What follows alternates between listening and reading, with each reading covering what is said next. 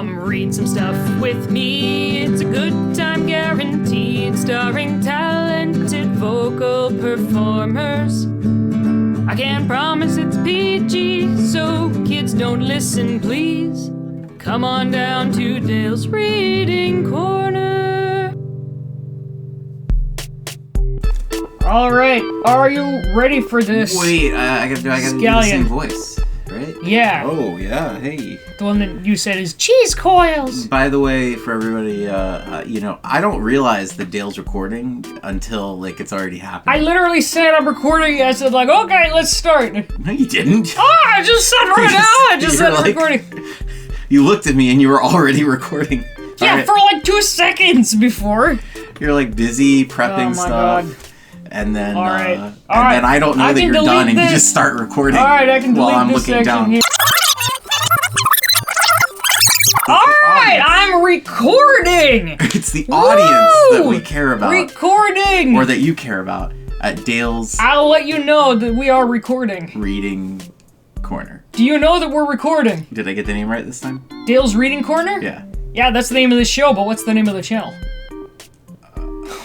Dale's Dubs. Hey! Yeah. He got it!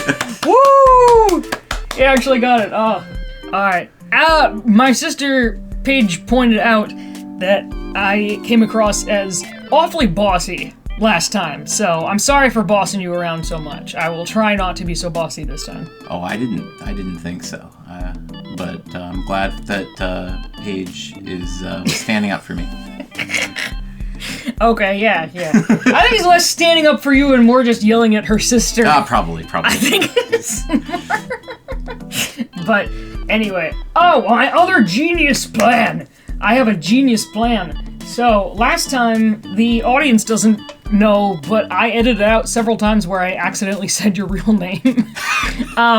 And so because I can't be trusted not to, I'm gonna start throwing a bunch of fake names randomly in there so that if I slip up, no one will know. Phil. Okay. Isn't that right? You should probably, Fredo. If you really want to do this in a mathematical kind of way. What possibly makes you think I want to do this in a mathematical way? Well, if you want to really make it foolproof, you have to reuse the random names. Yes, I know. Phil. Here and there. So, in another episode, or, so that if you slip up twice, people won't. Isn't Mark great? Okay, Cynthia. Jeffrey's super smart. You don't have to use a fake name with me. I'm brave enough to use my real name. Oh, I see how it is. All right. Yeah. And there are fewer of me's than there are of you's. That's not true. There are 3,900 people in the U.S. with my exact name. Oh, all right. Hey, if you get bored, you can start going into other languages too, right? I've met one other female Dale in my life. Oh, okay. We did the whole secret handshake and everything. It was great. Never met another female Dale other than that. All right, so... Okay. All right, so... Greg, let's start this. Janice? That's not even... I'll throw in some female names, too, just to keep you on your toes. Well, oh, that's right! There were questions for you! Oh, were there? Henry, yes, there were questions for you. All right. Let me wait. Frick, I should have pulled these up earlier. Okay, Phoebe. Hold up, I can do this. I'm a responsible host. You could just cut this part. No. Why are you making people needlessly wait? People shouldn't needlessly wait. Okay, Your face is needlessly waiting. I wish I had a joke to tell in the meantime, but I don't. What's a good one? Dale gave I wish you'd let me put on the webcam. Dale gave a funny look to me. Okay. Alright. Skulag Skixis asks, also, Skalyon, what's your favorite tree species? Oh. What's your favorite tree species? You forwarded this to me before, and and you answered me in a text. And I said... Now we need to answer the actual commenter. Well, why is that necessary? Well, I'm not the one who asked, am I? I'm just joking. I don't want to be mean to other people, just you. You see what I deal with? So, Paige is being bossy to... Skulag Skexis. I hope I pronounced that correctly. You seem like a fine person. My favorite tree Steven species... over here. Yeah, my favorite tree species? I think palm trees. All kinds of palm trees. I like sunny, tropical places, you know? It's nice. How about you? He was actually born in a palm tree. That's why they're his favorite. I don't think anybody could be born inside of a palm tree. Okay, see, you can't see Dale staring at me like I'm an idiot. The actual, that's an honest-to-God length of pause, not edited. Okay, there's more questions. There's more questions. What is the dumbest thing you did? Skalyon sounds like Linda from Bob's Burgers. Yeah, that's Tooth. Says Skalyon sounds like Linda from Bob's Burgers. I'll take that as a compliment, maybe. Okay. I don't know, because that's a professional and I'm not. Or maybe who's a lovely person who's also on the Discord, asks, what is the dumbest thing you did on the internet?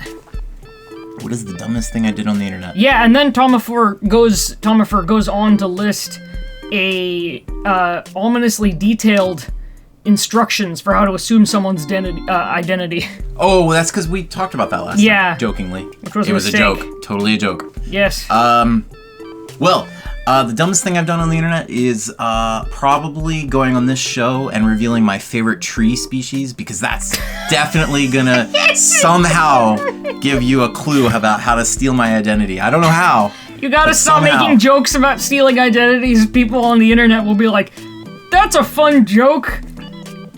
Fun to watch. Okay, favorite tree species. I guess those are the only questions. Yeah. If you have more questions for Skalyon, send them in. That'll be great. Alright. We came up with a pretty good joke the other day, remember? About, soup dumplings? Remember we came up with a good joke? Oh, yeah, well, you started the seed of it. Yeah, you helped me refine it, so... Yeah, you can tell. Alright, we just see if I get it right. Do you remember it? Yeah. It's like, I got arrested for throwing soup dumplings at someone. The judge said she had never seen such wanton violence. Oh, am I supposed to laugh? Yes. Thank you. Alright. Okay! Alright, George. Let's do this. Backyard Box Biddy. By me. Chapter 2. The Smooches Incident. So, summary. The biddy done effed up. This chapter was actually, I think it was a Mother's Day present. It's either a birthday present or a Mother's Day present to my mom, who one of the characters in this chapter specifically is loosely based on. My mother has a fondness I wonder who will voice that character. Yeah, hopefully I can get her to come in here and do a little cameo of that, because she's actually a very good voice actor. Yeah, and she has a special fondness for Chihuahuas. Yeah. Yeah, and I can and attest to this that. could be her someday. this character in this chapter here, you'll see. Alright, so Biddy done effed up. Mother's Day present, I wrote it right here. Yeah, upon whom are Grisha's loosely based. See how great of a daughter Dale is? Forgets the present she got for her mother. What are you talking about? I made this thing. I just forgot when I gave it to her. Have you ever written a story for your mom about No, every day a woman in a midlife crisis collecting chihuahuas? My mom is not in a midlife crisis, by the way, collecting chihuahuas. She actually doesn't even have any chihuahuas right now, but this could be her someday. On a regular basis, I communicate to my mother how wonderful a person she is, so I don't need to write a story because she already knows the story in my heart. My mom is pretty much one divorce away from becoming Margrisha in this story. Is that that's the character? Yeah. Okay. This is the character, the woman who has just a horde of chihuahuas in her house. That's coming up. Okay. Alright, so picking up. I hope this is a good character, because your mom's great. Yeah, the Biddy, as of right now, well, it's sort of a caricature. It's my mom thoroughly enjoyed this character. She finds the whole Chihuahua hoarder thing very funny. Anyway, so the unnamed Biddy escaped while the reader had their back turned. So, we're picking up with the biddy's perspective right after that. The biddy had been on the fence, literally and figuratively, when he saw a dog dish full of water in your backyard. No, wait, frick, going back. Okay, sorry. This is a flashback. This is right before the events of the first chapter.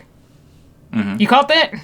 Yeah, I kind of guessed. Alright, the biddy had been on the fence, literally and figuratively, when he saw a dog dish full of water in your yard. Skalyon. Oh, god damn it, I hate this bit. What?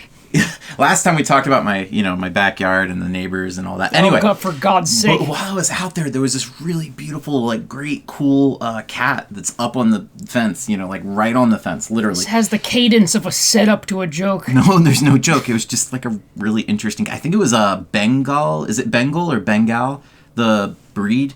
It has rosettes, like the spots on a cheetah. There's, like, spots with holes in them, It was, very, like, at first, my friend almost thought it was some kind of baby, like, oh, you showed me a something. picture of this, yes. Yeah. Remember you showed me a picture? That was several weeks ago. It's still around? Okay, alright. Well, my least favorite part of interrupting Skalyon is that apparently the interruptions always have to be just, like, that. So, alright, the biddy had been on the fence, literally and figuratively. Thank you, Jeffrey, for that. The biddy had been on the fence, literally, and... God, don't open up your soda right next to the microphone. He did that on purpose. God damn it. Okay. Joking of water. Alright! Fourth time's the charm. The biddy had been on the fence, literally and figuratively, when he saw a dog dish full of water in your yard. It was not a savory option, but he was desperately thirsty. He gathered his magic and blinked to the ground. Thankfully, the aluminum bowl was pretty clean and the water looked somewhat fresh. The biddy picked out a dead bug and dunked his head in as far as it would go. The water was wonderfully cool on his dry, sun-baked skull.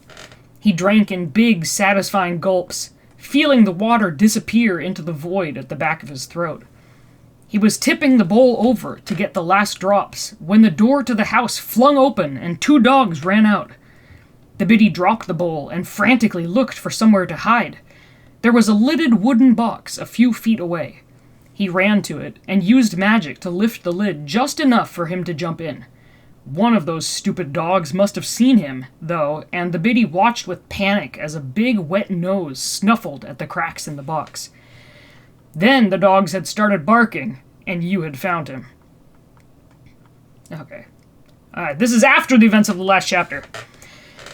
The biddy is a little conflicted about escaping while you were in the other room. You hadn't been as awful as the other humans he'd met, and though he'd never admit it, that vegan corn dog with mustard was one of the best things he'd ever tasted. Outside, once again, he looks for a way out. Interrupting Skalyon. Oh my god. Why does he feel bad about escaping? He's a free, intelligent being. He should be able to do whatever he wants. 'Cause the person gave him food, and he also stole her corn dog? You can cut that part if you want. No! No, I'm not. Commentary is fine. Okay. That's the most on-topic interrupting Skalyon yet. So I'm gonna mark that as an improvement, Richard. Okay, right, Regina. Outside once again, my name's on the channel, the joke doesn't work. Outside once again, he looks for a way out. And my name's also on the screen. Okay, Samantha. You've done a frustratingly good job at dog-proofing the yard. The perimeter has no obvious weak points. There! The biddy runs over to the fence opposite the one he came down off of, dragging half a corn dog and the entire bottle of mustard with him. Like, what a weird combination. Attached halfway up the fence is an old wooden bird feeder. To the disappointment of local wildlife, it's empty. Refilling it is somewhere on your to-do list. The feeder is just big enough for a biddy to stand on top of. Sadly, the mustard bottle cannot come with him. Reluctantly setting it aside, the biddy stuffs the rest of the corn dog in his mouth, gathers his magic, and blinks up to the bird feeder. By the way, I was very tempted to say corn dog when I had to fight, that urge. You can say corn dog as much as you want. So what is this? Is this... this is back to reader's perspective, so... Oh, okay. You are microwaving another corn dog for yourself when your phone rings. It's your next-door neighbor, Margrisha. Hey, what's up? You answer. Oh, gotta get my mom. Hold on. Gotta get her.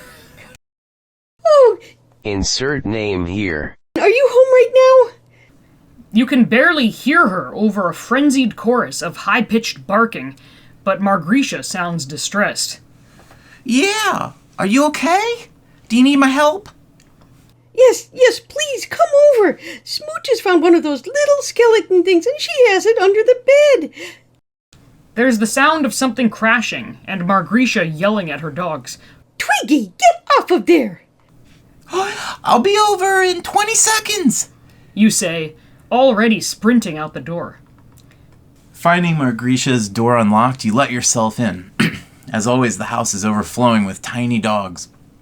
A year before you moved in next door, Margrisha experienced a very difficult divorce. She found comfort and purpose in taking care of homeless chihuahuas and chi-mixes? Is that how you say that? Yeah, Okay. chi mixes. You could see at least a dozen of them from where you're standing, but you know from experience that there are more. Most of the dogs are barking in the direction of the master bedroom. Several notice your entrance and take exception to it, making you the new target of their ill-contained ire.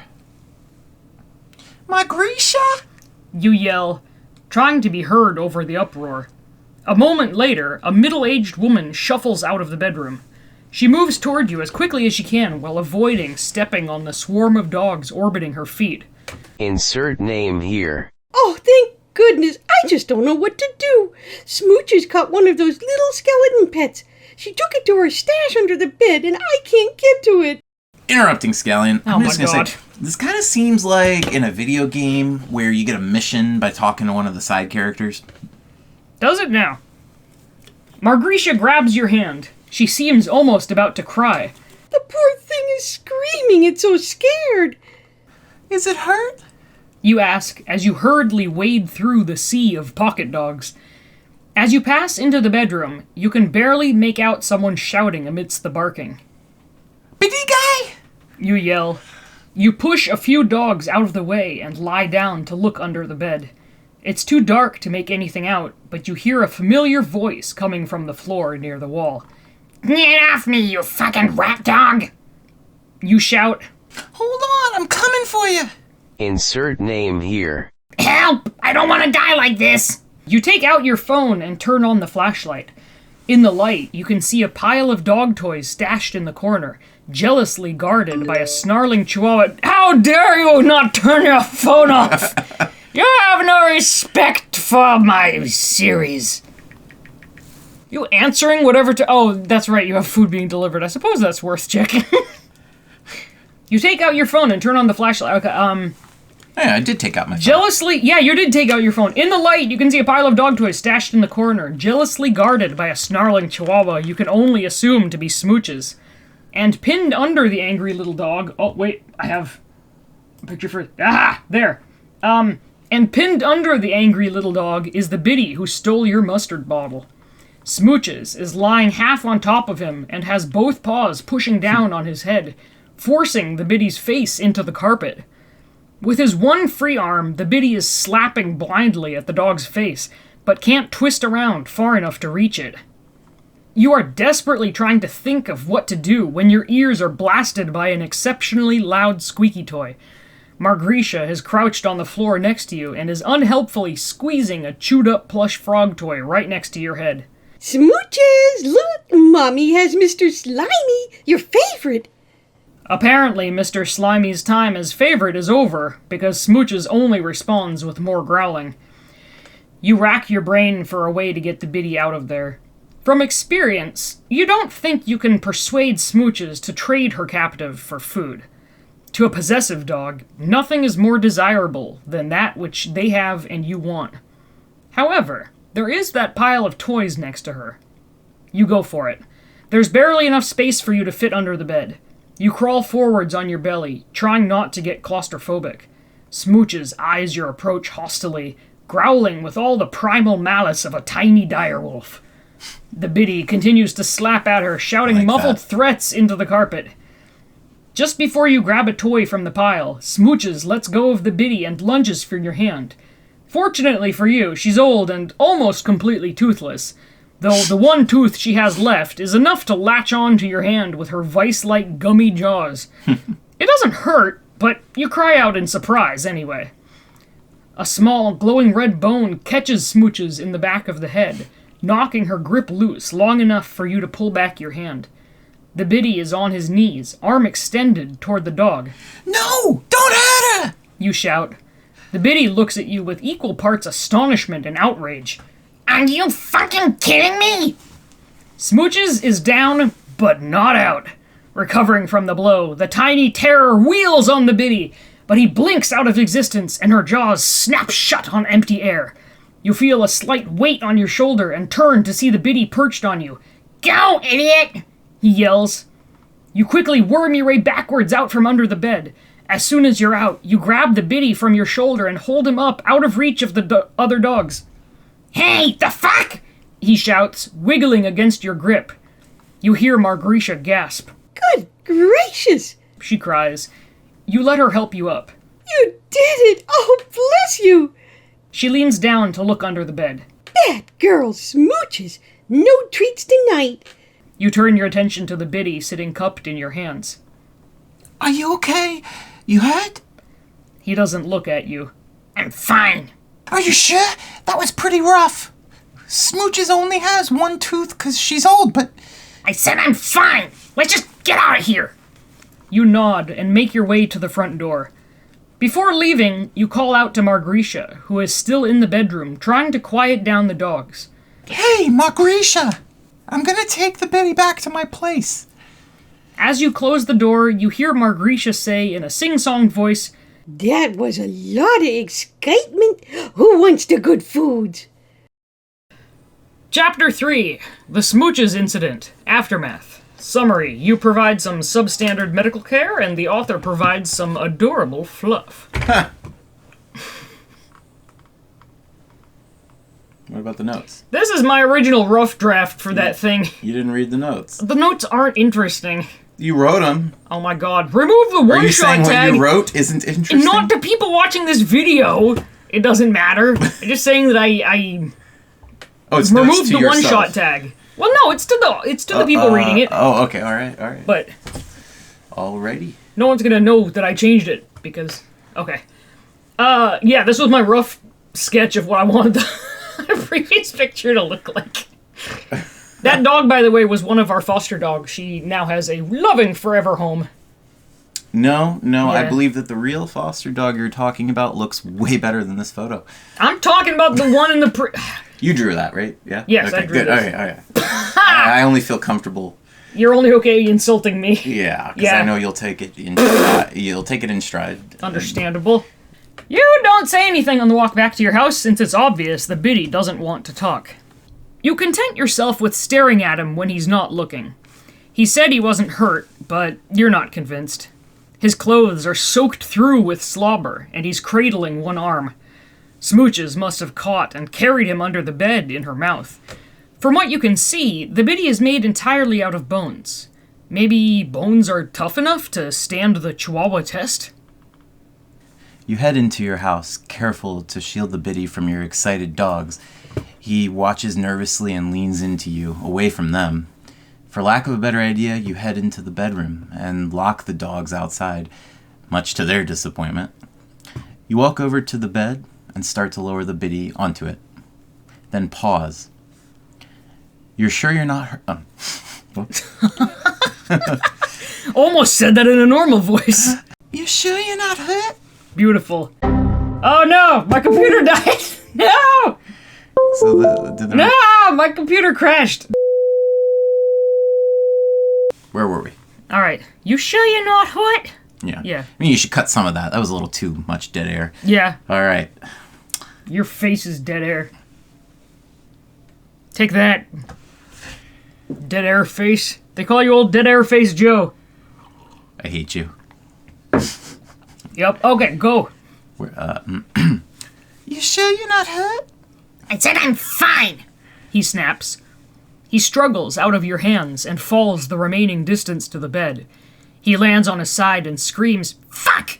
and clutches his left arm. Oh my god, are you okay? You say as you reach towards him reflexively. He notices your hand coming and struggles to his feet. "Don't touch me, asshole!" You pull your arm back, feeling a little stung. The biddy glares at you angrily, but his expression is pained. His little red eyelights are dilated, and it almost looks like there are tears in the corners of his eye sockets. Can skeletons cry? You'll Google that later. Right now, this little guy needs help. You take a deep, calming breath and sit on the floor so you're eye level with the biddy. Interrupting Skalyon. Oh my god. Can we just Google What? that? Can we just Google it now? Can skeletons? No! You can just record it right here. They can! Well, actually, you shouldn't record it. There might be copyrighted content. You want me to... No, it's not, because biddies were created by a user... No, the skeleton crying thing, you Google it, and then you show the What? Google method, and then there might be copyrighted stuff when you Google, and then you'd be showing that on the screen if you I'm not recorded gonna it. Google it! You want me to find out what? Google it to find out the true facts about these very real creatures in real life that scientists have discovered. You could Google whether skeletons cry, and of course the answer may be unrelated to the biddy, to this universe, but it would be interesting. I think that it would be I've fun. read a lot of fics about this. There's not a clear consensus. There's not a consistent canon to biddy bones. Okay, all right. I've meshed together a lot of ideas from Poetaxes. Well, I just meant biddy- Google it and see what happens. Not biddies, but skeletons. And 'cause that's what you and how you phrased it. I've taken a lot from His Name Was Bob. Okay. Yeah. So there's parts from both of those fics. But no, I'm not Googling it. The reader says Googling this because in this universe, biddies are real. They have real information. Oh, okay. All right. Okay. Alright, pick it up!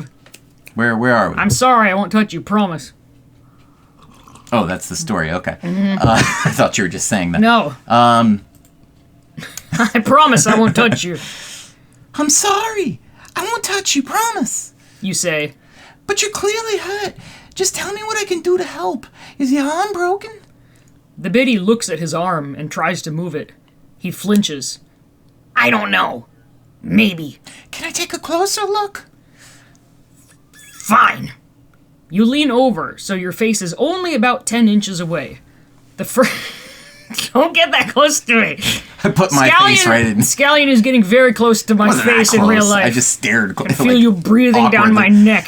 All right. Yeah. Alright, the first thing you notice are several dark cracks on the biddy's left forearm. A translucent red liquid is seeping out. Ooh.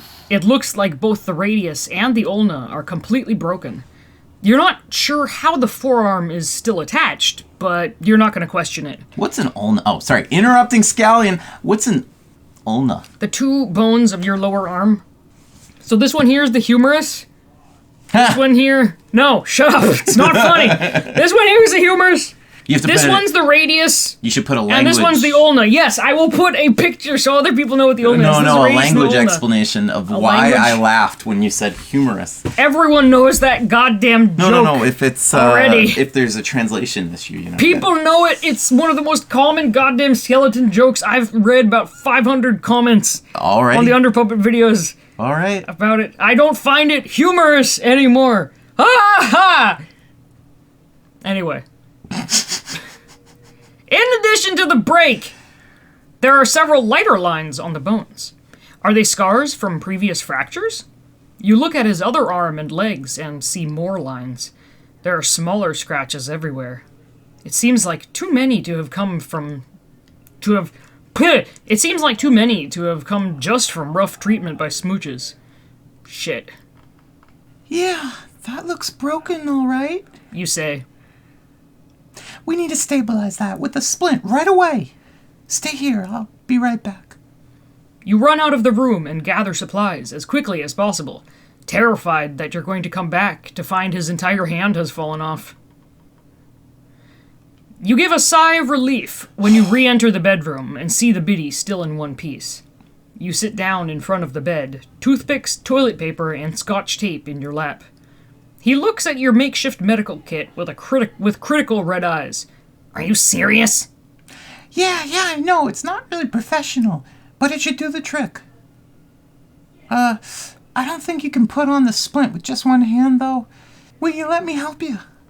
The biddy sighs. Yeah, sure. Wrap my arm up with toilet paper. It's not like my life can get any worse. Hey, look on the bright side. At least it's not your right hand. I'm left-handed, idiot. Oh, I think there should be a hyphen in that. The biddy... Between left and handed? I think. Oh. Let me Google that. Oh, this you're willing to Google? Yes, because this is a real thing. Is left-handed, you would use left... Yes, it is supposed to be hyphenated. Ah, I made a mistake. Okay, whatever. I don't care enough. Mistakes are okay. Yeah. Okay. The biddy holds out his arm. Just try not to pull my whole fucking arm apart, okay? With that vote of confidence, you get to work. Overall, you do a good job wrapping up the break, though the biddy does grimace in pain at a few points. There. You say, after taping several toothpicks around the joint. Nah, I want to re-say that there. I think it had Okay. the wrong emotion behind it. Okay. There. Much better. You say, after taping several toothpicks around the joint, locking the arm in an extended position. Okay, immediate danger gone. Now what? Now what? Do you need to go to a doctor? Or a vet? The biddy frowns and looks down. Damn it, he says defeatedly. What? You're gonna have to... He says the second half of the sentence too quietly for you to hear. What? He hides his face in his good hand. I hate this! Why did I have to be a biddy? What's wrong? He stands up. Nothing! I don't need help. It'll heal on its own. Really? Then what's with... Just leave me alone. The biddy disappears and reappears on the floor. He walks under the bed, out of your sight. Well, if he won't tell you how to help him, you'll find out on your own. You sit on the bed and pull out your phone. You search how to heal a hurt biddy. You find a promising-looking article. Wow, that's a mouthful. You find a promising-looking article from biddyvet.com. Oh, it is a vet. As you read, your eyes go wide. Holy crap! You just need to be cuddled. What? No! The biddy shouts, re-emerging from under the bed. It says on this website, biddies are designed to thrive in human company. Their artificial souls rely on love, which they absorb from contact with their owners. Biddies can recover rapidly from almost any injury as long as they have a human to draw love from. One of the major draws of biddies as pets is the absence of expensive vet bills. If your little buddy is injured, just give him some extra cuddling, and he'll be fully healed in no time. You look up from your phone. So, you just need to suck love energy out of me or something? That's not how it... Ah! The biddy groans and disappears back under the bed. You consider your next move. According to the website, biddies absorb love best when sleeping next to their owners. There's an adorable infographic that shows a human lying down with several biddies asleep on top of them. The caption reads, Biddies prefer to sleep on top of their owners, as this provides the strongest contact. A single human is capable of charging multiple biddies at once. You have an idea. You yawn as conspicuously as possible.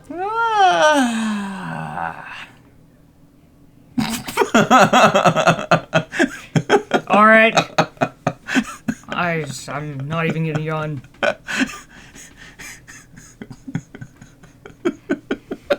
Go on! Just keep going!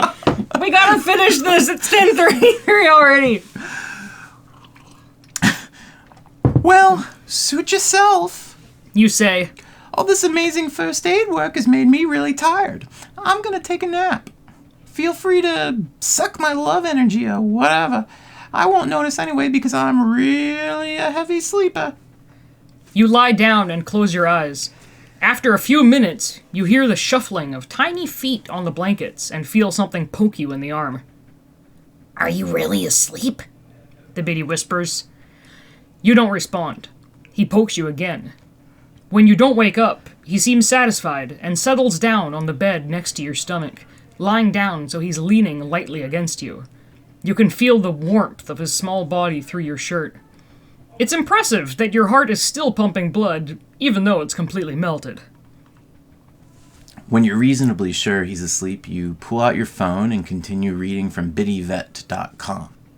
Due to the nature of manufactured souls, biddies cannot survive without a human to absorb love from.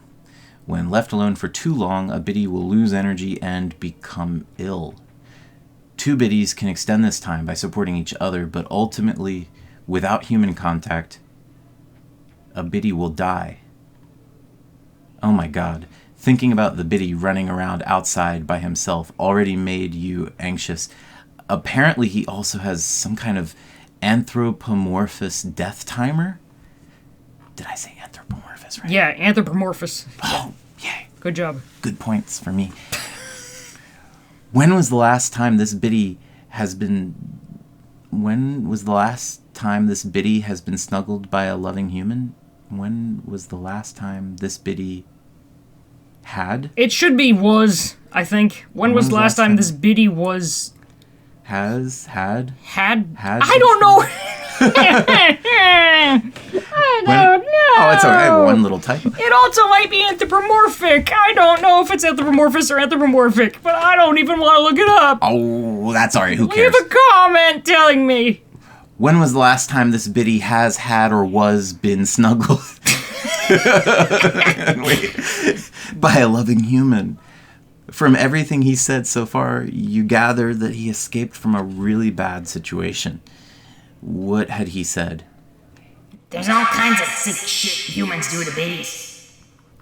You want to do the echo effect, like when you're remembering something? Sure. There's all kinds of sick shit. There's all kinds of... I'll add that in post. Okay. You type red-eyed bitties in the search bar of your phone's browser. Did you mean edgy bitties? Oh, so that's what his type is called. Funny. The top results are Friends Corp announces discontinuation of edgy biddies and fell pappies. Where to buy an edgy biddy? BuzzFeed, 20 names for edgy biddies. Humane Society and local police team Team up. It hyphenated. Got it. Team up in Crackdown. Humane Society and local police team up in Crackdown on biddy fighting. You feel an uncomfortable chill creep down your spine. You change the search for local news and type biddy fighting. The first result confirms your suspicion. The location is only one town over. 3 arrested in cross-agency raid on biddy fighting ring. You follow the link with some trepidation. The story is pretty much what it sounds like. An undercover animal control agent followed up on an anonymous tip that led them to a gang organizing biddy fights on the side of a much larger drug operation. The DEA and local police led a cooperative raid on the location used for biddy fights, catching 3 suspected gang members who were there at the time. 36 biddies had been recovered from the premises and were returned to Friends Corp at their request. Agents suspected that more biddies were involved than just those found at the site. Often in this kind of situation, there are individuals who bring their own biddies to the ring. And if they survive, they take them with them when they leave, said Senior Animal Control Officer Rogers. It's hard to confirm how many were involved here because biddies don't leave much evidence. They don't produce waste, and when they die, they just turn to dust. You decide to stop reading now. Jesus Christ, this is awful. You look down at the tiny skeleton curled up beside you, and your heart swells with a warm, protective instinct. You want so badly to take care of him. Hopefully, he'll let you. This was my rough sketch. for this biddy. In one of the next chapters, this biddy gets a name. This is what I sent Cuddly Quiche as a reference for that picture, and that's what I sent Cuddly Quiche as a reference for that picture. And Cuddly Quiche did a remarkable job. So.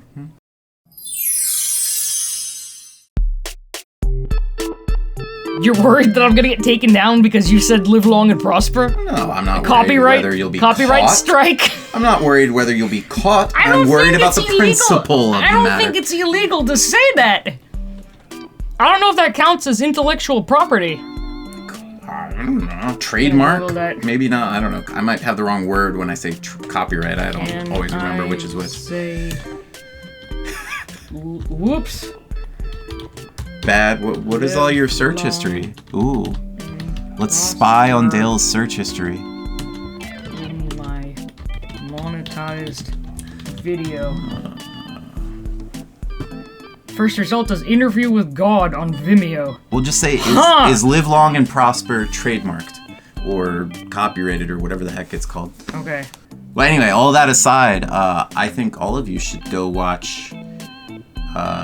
Are you gonna promote Star Trek on my Why not? It's channel? great. It's a great... Star Trek, the Beatles? Like the Beatles, Star Oh Trek, my God. especially the ones from the 90s period, the 1990s. Yeah, it's good. Bit slow, older show. I don't know why you think that That there's going to be they a need crossover. advertising. Well, yeah, you never know. You never know. Okay. This little up-and-coming show called Star Trek. Go patronize that if you haven't already. Well, there also, are check current out ones. There are new ones the too, but Beatles. How do you spell it? How do you say it? This band I haven't heard of before? B-E-A. B-E-E-T... No, that's L. incorrect. That's a Beatle. Let me correct you. Those are Beatles. It's B-E-A. B-E-A... T-L-E-S. Tless. Beatless. Beatless. Beatlas. Like an atlas. Yeah. I get it now. If that gets you It to all remember makes it sense. and then listen to them, Check out... I'll take it. Check out Beatlas. Listen to Strawberry Fields Forever. It's a nice song. By the way, if you're getting bored, I mean, the story's done. You can just, just stop listening I'll here. shrink this part down considerably. At this point, you've been hearing us go on about nothing for about 30 seconds now, but in reality, this has been about 5 minutes of discussion. What we've lived through in real life. Hey, It's a good thing these aren't live. I can take out a lot of dead air. Alright, that'll do it for this episode. Skalyon, you want to tell people to subscribe to my channel? no. No? Nah. You don't? Alright. No, not this time. No. Alright, well, feel free to not subscribe then. Apparently you're not. Feel free to do as you will. Okay.